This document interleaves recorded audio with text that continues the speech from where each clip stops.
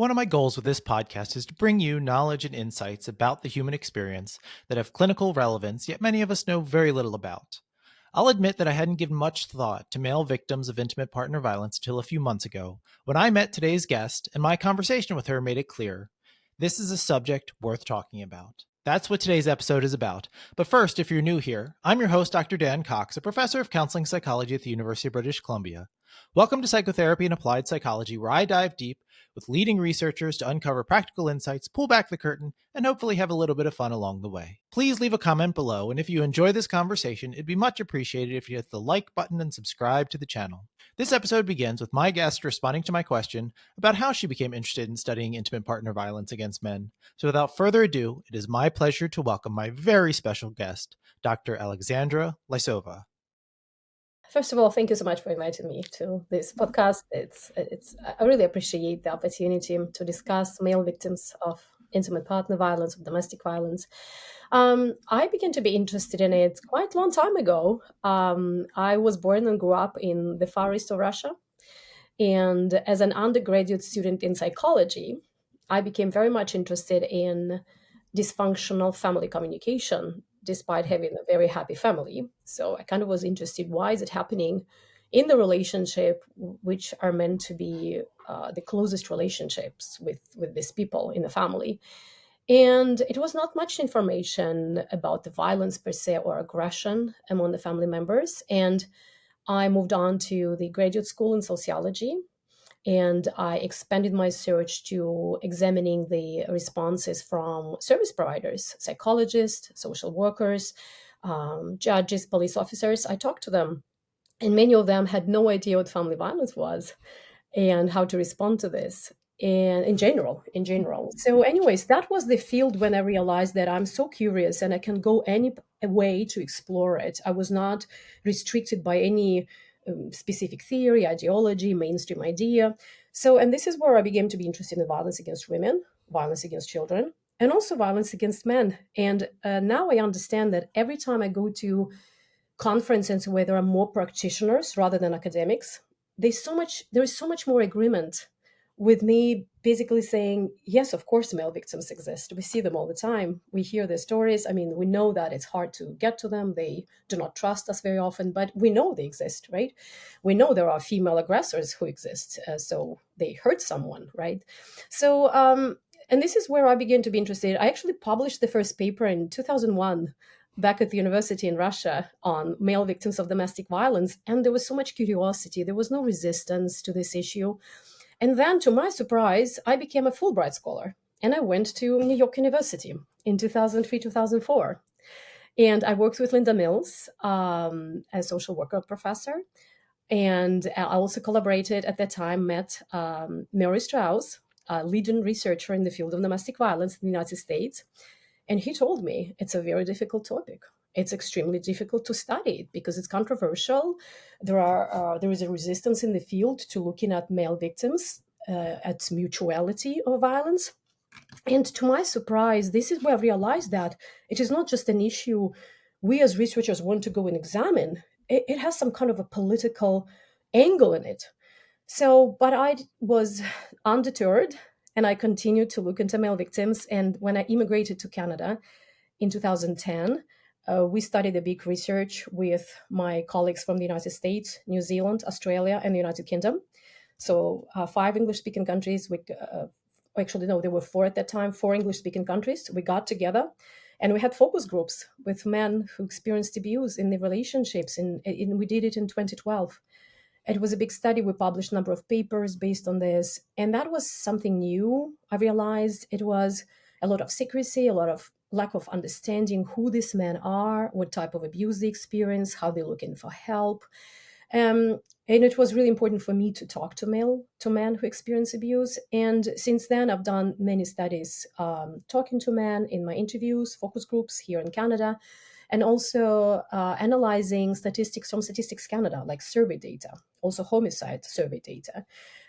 So that was my interest. Again, the interest is just because as a researcher, we go and fill the gaps. And I know some of these gaps are hard to fill, particularly I realized it was in the West, sadly, because there was a very strong idea in the place. There was a strong theory or paradigm. It's called gender paradigm. So I know Tony Nichols and Don Dutton from, by the way, UBC. They called it that way, or mainstream feminist or radical feminist ideas in the place. They were basically resisting to expand the field to male victims of domestic violence. They would see this as drawing attention and resources away from violence against women that they considered as a more important issue. So that is why I got entangled in this kind of discusses who is a more victim, who needs more help. And I try to always think about the intimate partner violence issue as a complex, a messy issue. It's a very different phenomenon from stranger crime, where there is a clear victim, a clear perpetrator. In intimate partner relationships, it's rarely the case. So the partners engaged in a very complex, very often long communication. And sometimes something happened 20 years ago, something happened several evenings ago, and people are engaged in this very complex interaction. It's hard to say that she's a victim and he's a perpetrator, but unfortunately, this is what we do. In the criminal justice system, we always find a one victim and one perpetrator, and then it's not always the case in real life. And maybe that may explain why we may not be that effective in preventing domestic violence really well. So my idea was to see the complexity and to engage with this complexity, even though it is difficult and we need to develop a new way of thinking about it. Just because we're serving these people, and the more honest we are in our search, the more likely we help those victims. And what I also argued in my conversation paper in 2022 is that if we help men victims as well, along with female victims and any other victims, we are actually helping not just these individual men and their families, but we're also helping to prevent violence against women perpetrated by these men, and also again violence against children perpetrated by these men. So in general, we improve the society. So if we change our lenses to see it differently, rather than looking for the simplicity, we're actually looking for some kind of complexity and find a way to classify these in typology types, and maybe addressing each one of those communications within intimate partner relationship differently, we actually will be more effective in dealing with this. So male victims, again, it's my big interest now. I see there is still gap, but I'm so much more optimistic now. The field is developing. It's been a bit damaging for the career to do that about 10, 15 years ago. But now it's becoming more interesting. I'm seeing more papers coming from Asia, from Africa, from Middle East, when they're exploring violence against men, experiences of men in different societies, forced marriages, all kind of things that we never thought that would affect men as well. I see that is growing, so I'm glad to see that people actually change in their views on this issue. So before we dig too deep into it, when you say interpersonal violence, what does that mean? Yeah, interpersonal violence is in some ways I see it as part of domestic violence issue. So I see domestic violence as a broader term for include violence in the relationships between the family members living usually in one household. It includes the relationship between children and between parents, of course, and also with children and other relatives. And intimate partner violence focuses more specifically on two adults in the relationship. So this is intimate partner violence. All right. So I guess the violence part of it, like what can that look like? What's the threshold for saying this is violence? Does that make sense? Oh, yeah, absolutely. I think this is extremely important question to ask. So there are ongoing debates how broadly or narrowly we define this term. There is an approach that we define it narrowly, and violence means physical or and sexual violence. So this is how Statistics Canada, in General Social Survey and Victimization, defines intimate partner violence. It's either physical and or sexual component of it only. And this is how in many countries the intimate partner violence is measured, and that is why the term violence is selected here. So there is another broader approach, actually very much inspired and proposed by the feminist researchers back in the 70s and 80s, who argued that it is not enough to look only the physical and or sexual component of violence. Violence is much broader, and some forms of violence as controlling behaviors, psychological abuse, financial abuse, um, all these different forms actually even more damaging without leaving a trace on the victim, harder to prove in the criminal justice system. So they kind of propose to expand it, and it's a very important step forward.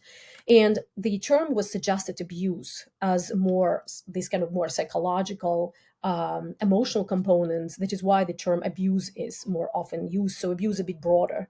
And when people use the term intimate partner abuse, it kind of includes all these components of violent component and abusive behaviors, which may be controlling behaviors, asking repeatedly, where did you go, who did you meet, how do you spend money, checking the account of that person.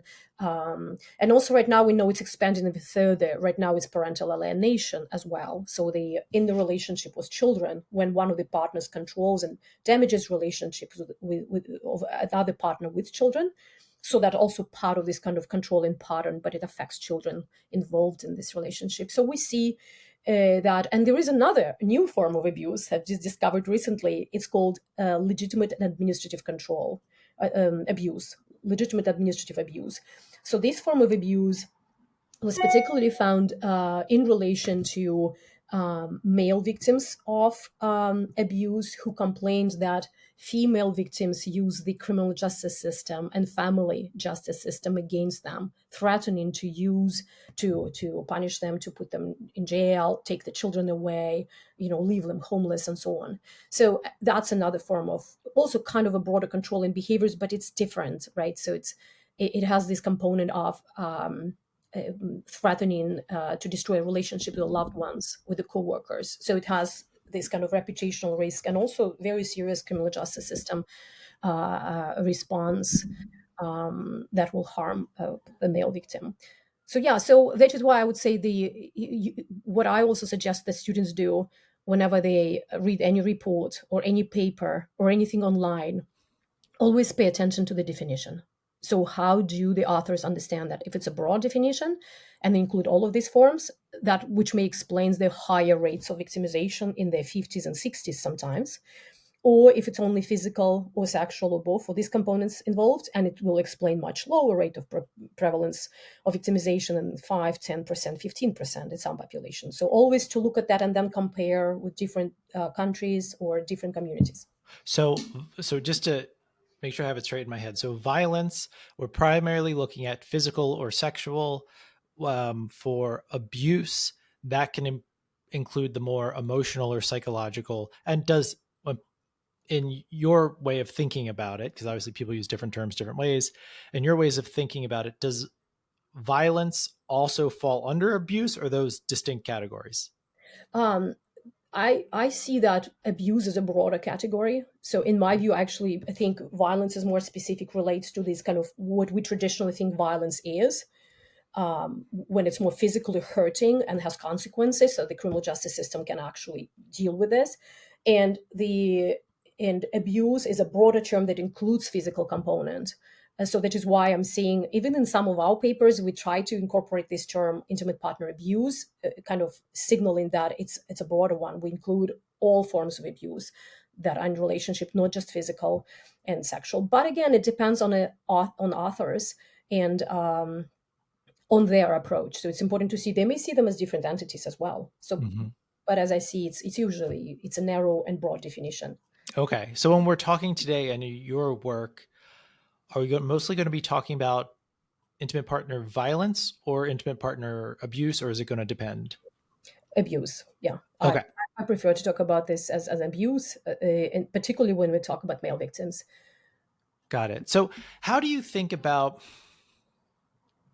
when, I guess, particularly if we're talking about abuse more broadly, when does it become abuse, right? Like partners can argue, can disagree, can say things that are hurtful that we wouldn't, right? That's just part of having a partner. And then, but at some point it passes a certain threshold where you're saying that is abuse or abuse. Like, how Yeah, do you think about that? that's a great question. And I haven't seen much discussion on that for a long time. And I actually, when I talk to my students, I teach the class on family violence. This is what I ask them to do: is just to think where where this normal family communication, what can be quite dysfunctional but not violent, not abusive, ends, and when this kind of abusive behavior that we're talking about starts. Great question. I think we have to look at several things. First is, of course, legislation in the country we live in. And in Canada, certain forms of behavior are just outlawed as violent or abuse. So we don't have in Canada special legislation against intimate partner violence. So it's a part of the Criminal Code of Canada. So the same as in Russia. I came originally from Russia, so it's the same as there, right? While some countries have specific provisions for the intimate partner violence or family violence. So in Canada, it's just the if it's abuse, it means it's a physical harm. It's the all kind of beatings, physical abuse. It's all part of the criminal code. So all these behaviors, and technically, pushing somebody, hurting somebody physically, this is actually abuse, right? So this is a physical abuse. Psychologically, it is harder to provide evidence for these forms of behavior within the family. So right now, Canada is working on in decriminalizing coercive control. So they actually trying to criminalize forms of behavior that are extremely difficult to prove, which is would be controlling behavior, asking questions about the way you've been, what you've done, and doing it consistently. So some countries did it already, like England, Scotland. So we kind of following their path, and it's a very interesting how it will be implemented, and if we do not hurt victims in the middle of this, because unfortunately what happens that we want to do some good, but we as it happens with I'm a little bit digressing right now, it happens with mandatory abuse laws in the United States. So mandatory laws means that in every case of abuse, whenever it comes known to the police, the arrest should be made, somebody should be arrested. So it was implemented as a great progress in drawing attention to domestic violences, unacceptable behavior, and so on. But then we've learned that many victims were started to be afraid for the police to come because they didn't want their partners to go to prison because they depended on them financially, right? They don't want them. They want violence to stop, but not necessarily the intervention of the criminal justice system. So I'm worried that something may happen the same with criminal justice, with the criminalization of coercive control. But in a way, towards your question, the forms of behavior, first, as I've mentioned, is a legal system, right?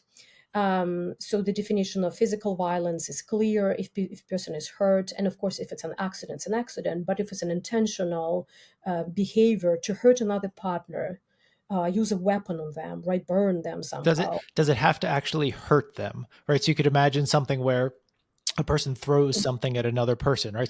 So in certain cases there could be an intent to hurt, but it won't actually have happened. Yeah, you're right. I mean, it shouldn't hurt. The consequences are just it's much easier to prove that it happens. But no, it shouldn't hurt. There should be an intention. There should be. But since these cases are extremely difficult because it's a he and she said, and there are very often no witnesses present, so it's extremely difficult to actually investigate what happened. That is why we had some ideas in place for the criminal justice systems. They were trained to believe a woman. So that is why women would be considered as a primary victim and men would be considered as a primary perpetrator. That is why this is how the system kind of simplified the way how you deal with intimate partner violence situations. That is why it's so damaging for male victims who are actually victims in the situation. But the entire training system and entire criminal justice approach is based on seeing them as perpetrators. So other examples, of course, it's not just legislation, it's also how victims feel. This is how they feel, and if victims, especially when it comes to the psychological aggression or coercive control, if they feel that they terrorized in their family, they're afraid for their life, they can no longer communicate with the loved ones, they're isolated by the perpetrator.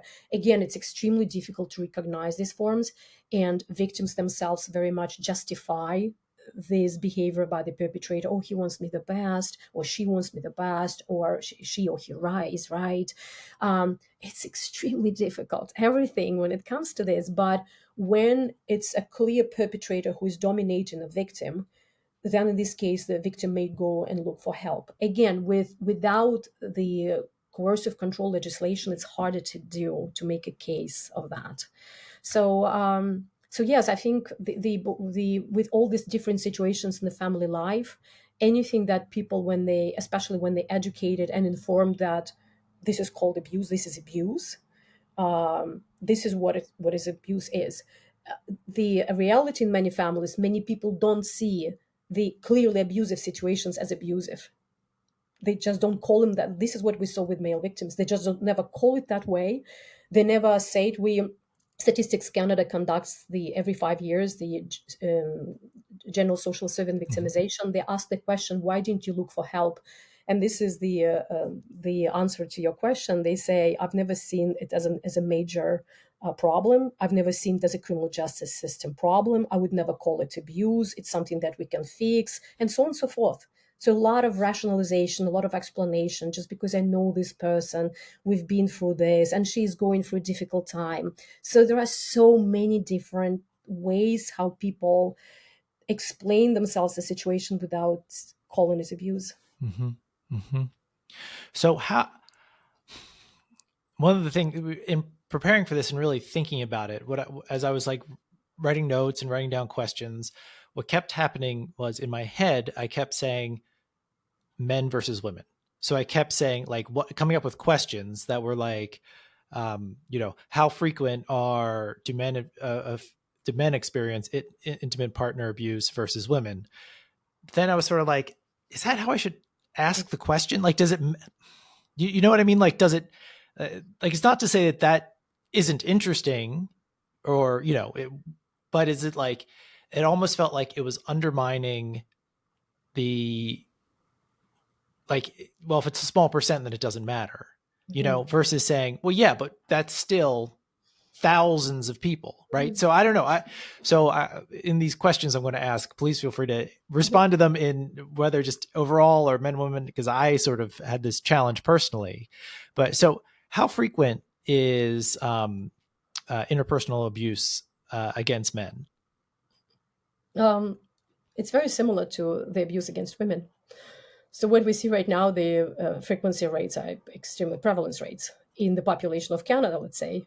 And also we see it right now in the United States, Australia, the United Kingdom. The rates are just much closer than we ever thought. In Statistics Canada showed something that interests me a lot, and it was 2014.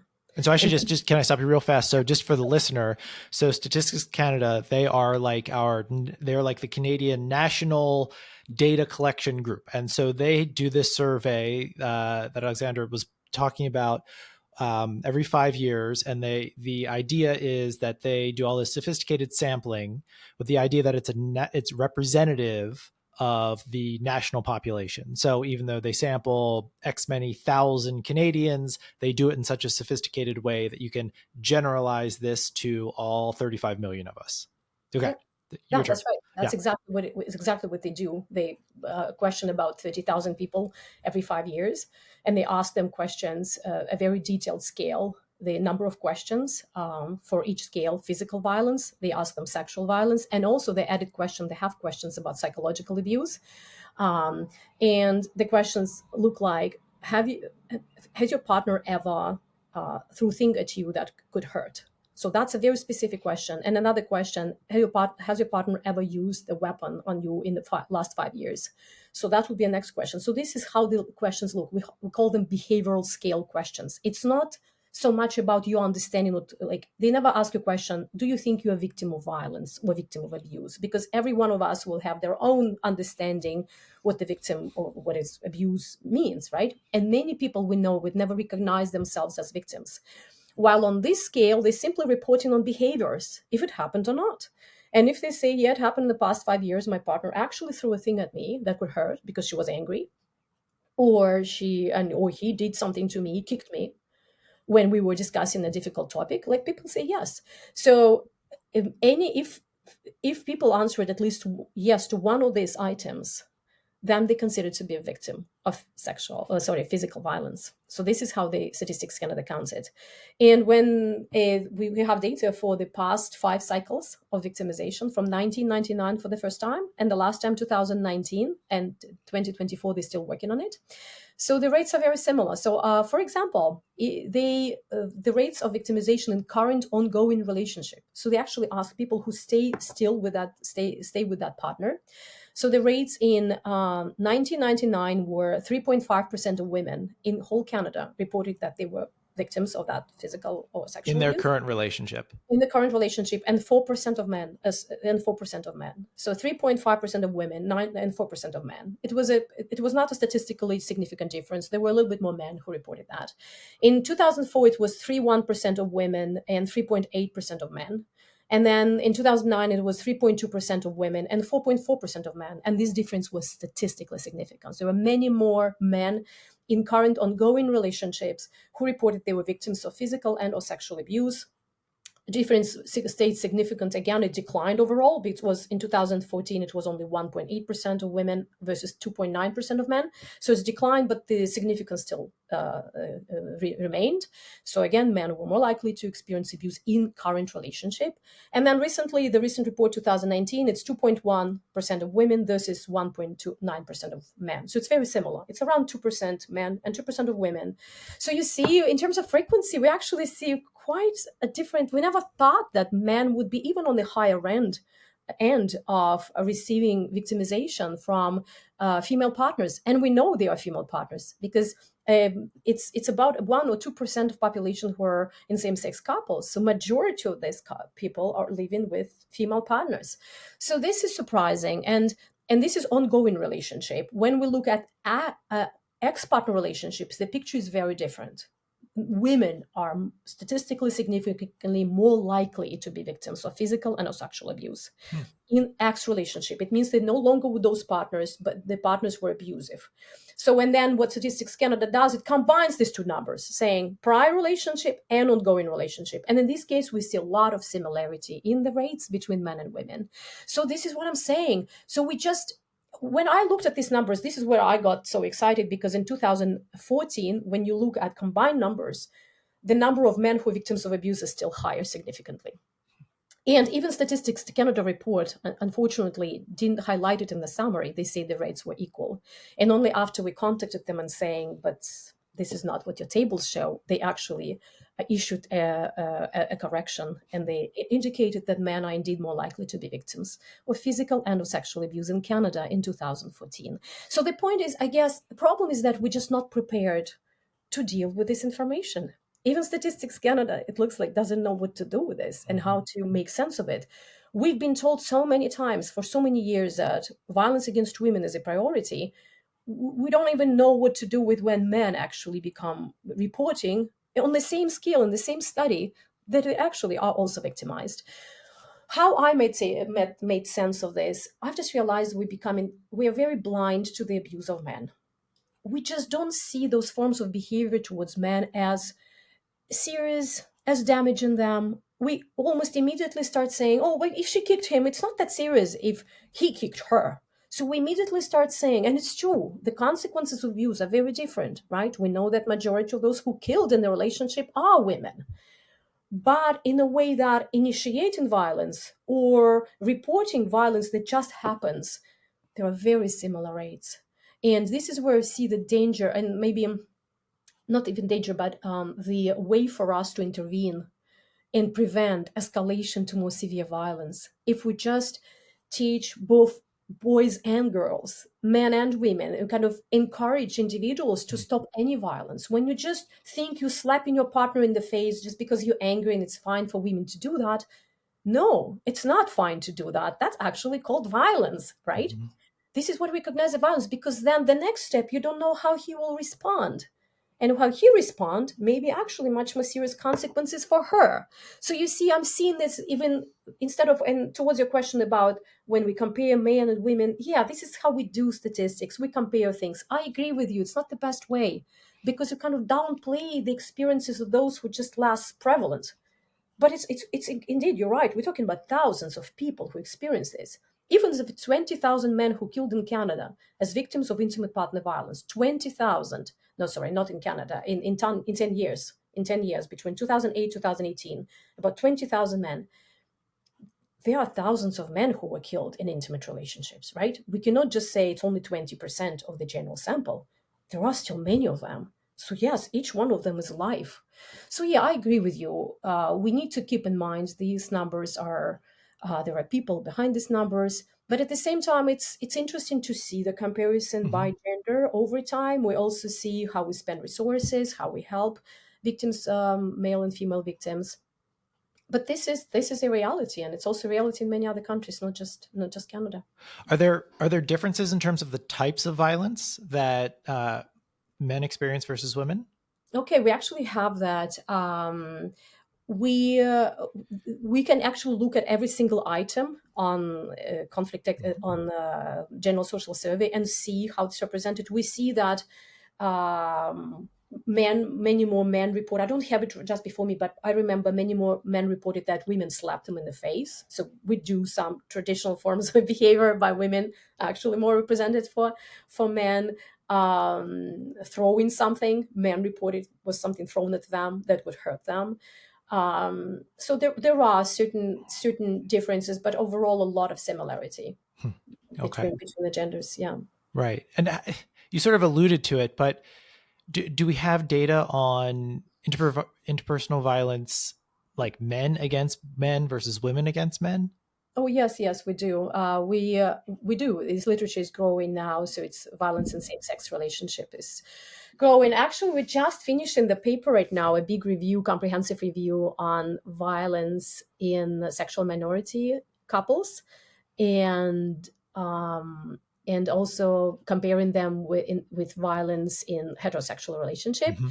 And what we find clearly see that violence in sexual minority couples is much higher. So it's much higher, particularly among in the bisexual for bisexual individuals. So this is the highest, followed by same sex couples, same sex individuals. So in particular lesbian relationship, this is one of the highest rates of intimate partner violence, and the lowest in gay couples. Really? Yeah, this is again when we see this, and we collected data for the past 10 years, and right now we're ready to publish this, and we're looking at this, and we were like, why? It doesn't make sense. But then we're looking at other studies, and we see it's very consistent. So violence in gay relationships is at lowest levels. It's still a bit higher than in heterosexual couples. We just published a report for heterosexual couples, and according to these, general victimization rate is about 14%. And that's not Canada. It's whatever we could find any English speaking countries in the past 10 years. So it's about 15% of victimization rate in the population for an intimate partner relationship. Um, while in gay couples, what I remember right now, it's about 19%, so it's higher. And then in lesbian couples, it's about 40%. So it's a lot. It's much higher. Yeah. And then in bisexual, it's even higher than that. Yeah. Yeah. Yeah. So, and we knew that there are additional risk factors associated with those relationship. Like what? There is what they call something related to LGBTQ specific threats of outing or being in minority, experiencing stress, being in minority. So everything what drags the kind of being in this type of relationship and social response to this. So it's kind of all this additional stress, in addition to all other stresses related to just intimate life and personality types.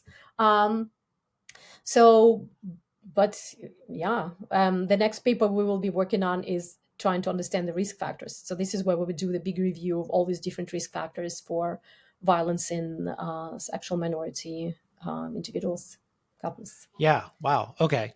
Yeah, Yes. I had like a couple of questions written down, sort of thinking like, this is sort of like obscure. You probably won't have any thought, but then here you are, and there's actually like, it sounds like a growing literature on trying to understand what's going on here. Yeah.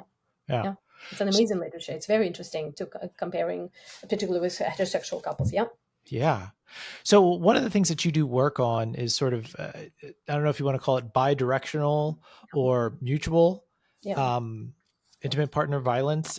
Can you give us like what that is? Yeah.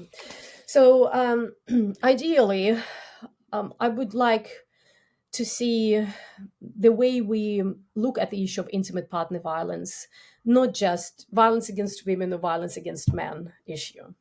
Ideally, I think we develop the sense that these are very specific uh, issues related to the relationships.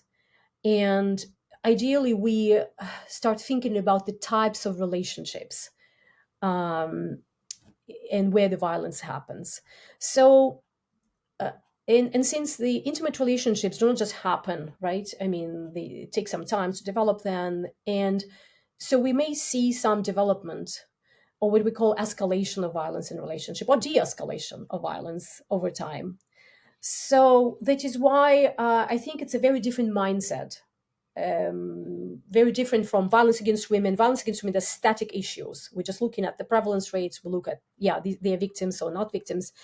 With mutuality and bidirectionality, we look at the interaction within the couple. We're looking at the type of relationships that can have different dynamic over time, depending on certain risk factors.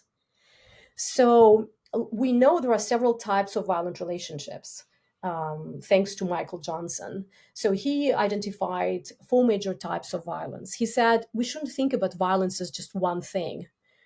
And we all probably know some of the couples that have more of situational couple violence. So this is where people just fight, sometimes throw things at each other, call names, uh, and again, it has no strong controlling component. It just happens with many couples. In fact, 60% of all violence, it looks like this is what it is: situational couple violence. People just fight. They don't go to the police. It just happens. They resolve the issues or they seek psychotherapy. But then there is about 10% of couples that experience the very dangerous type of violence called intimate terrorism. And this is where there is a clear perpetrator and a usually clear victim. And it can be women who are victims of intimate terrorists or male female terrorists, and it can be men who are victims of female intimate terrorists. And in the literature right now, we see a lot of cases of when women are victims of intimate terrorists, but it's growing too. We see many more men who suffer from these terrorists again in their families.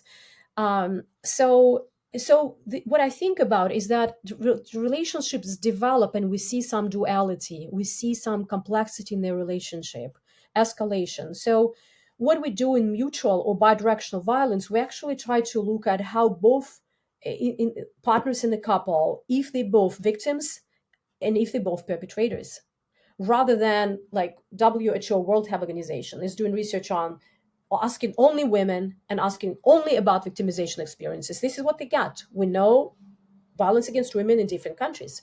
We have no idea if these women were violent as well, right?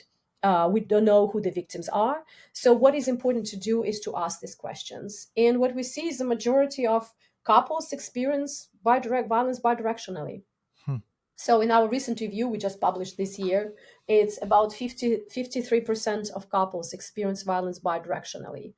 It means both partners can be victims and both partners can be perpetrators. And the most interesting thing, next one, is the next prevalent type, is that when women are unilaterally are perpetrators of abuse, followed by only men unilaterally are perpetrators of abuse. So this is what we see, and again, this is a next controversial topic in intimate partner violence literature. It looks like right now there is more a recognition that men can be victims of abuse. Even some of the feminist researchers talk to, they saying we see that. Okay, so it's more understanding that we need to do something about it.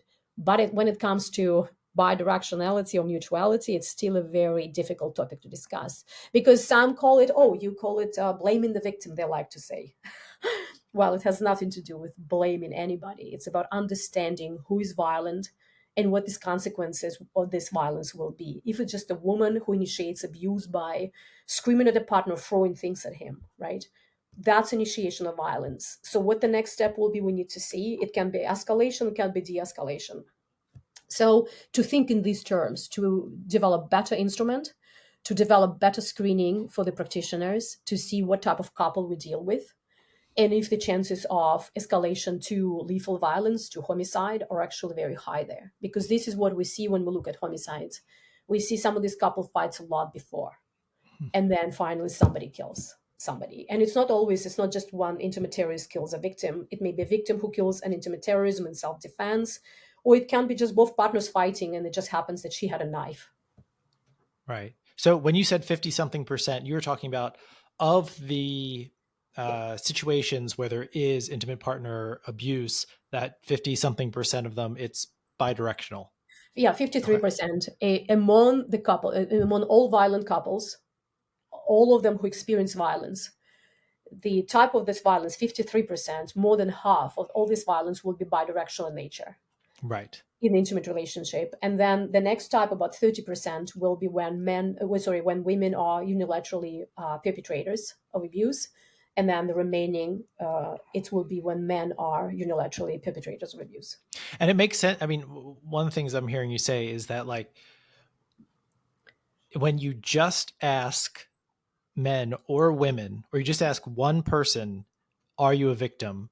That what you lose is all the situations in which it's bidirectional, and that bidirectional abuse is just a phenomenologically like different thing than Mm-hmm. when there's a single perpetrator. Mm-hmm. It's a very different concept for us to understand as well. And in terms of measurement, the ideally we just talk to couples. We just kind of talk to both in the relationship, and we Mm-hmm. ask them separately, ideally, right? So seeing their understanding what happens and other partners, and we kind of match, and we see what happens. We've seen these studies; they have very small samples, though, because it's difficult to do, and both partners agree to that. What more likely to happen is the use of the conflict tactic scales developed by Mary Strauss.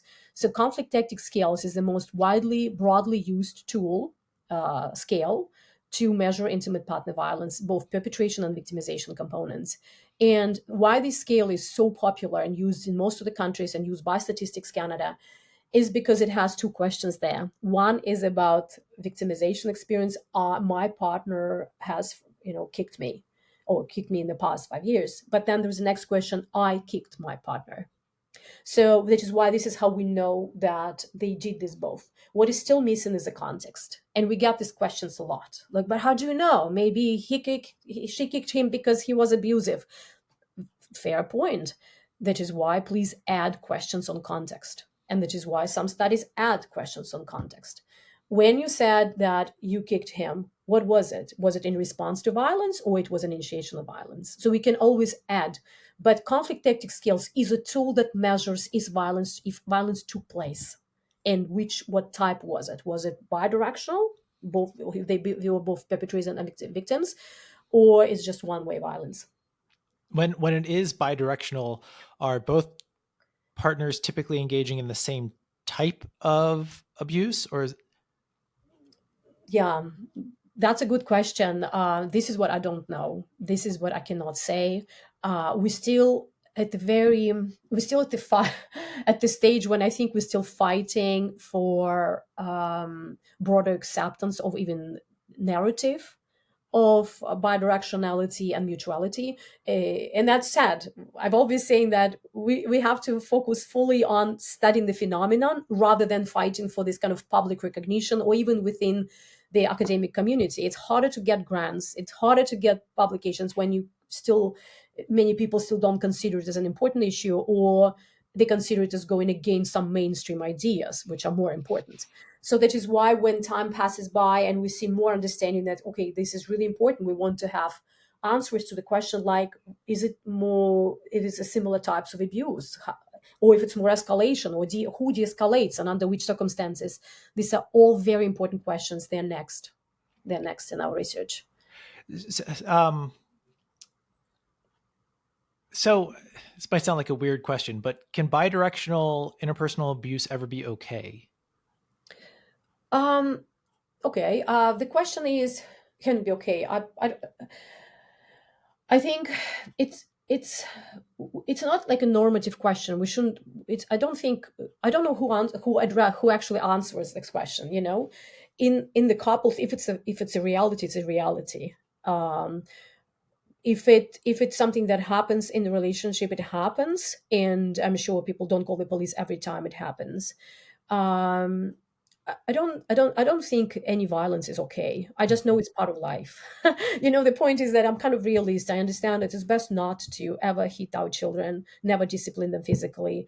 It's best never to raise our voice, but we do. We human beings, we do raise our voice. We sometimes discipline our children. We sometimes, talk to our partners the way we don't want to.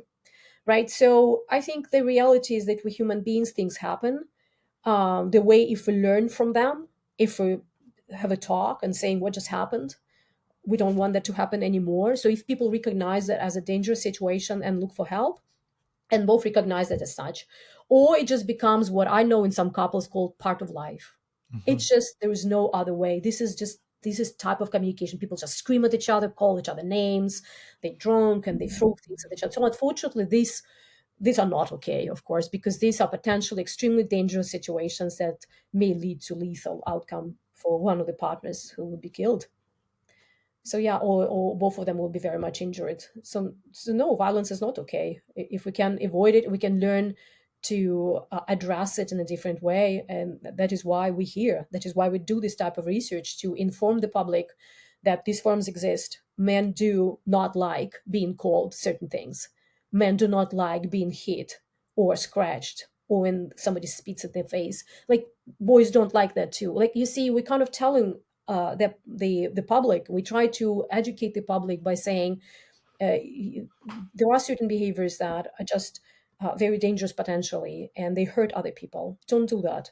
If there are other ways how you learn how to deal with this, and we should start early. We should start in late teens, in high school, when they start dating, learning that this is teaching them that this is what it is, how we treat other people.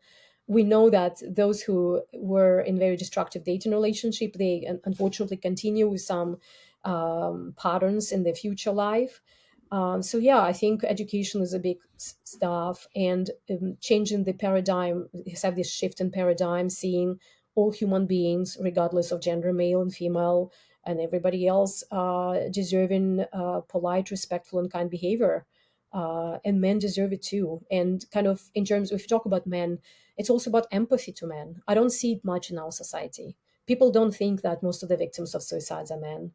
Right? Men go to dangerous industries, men goes to wars, men experience a lot of issues, and they are less likely to look for help, because they also socialized in a way to be strong and never cry, and they're embarrassed if people learn about their weaknesses. So I would say, with there is so many achievements with in the area of intimate partner violence in relation to female victims. People are aware of this issue, right? There are many centers, help centers. People know they can go and call and get help. But with men, they are rejected when they call for help. Thanks so much for watching. If you found it helpful, please like the video and subscribe to the channel. I'll see you in the next video where we continue exploring the science of psychotherapy and applied psychology.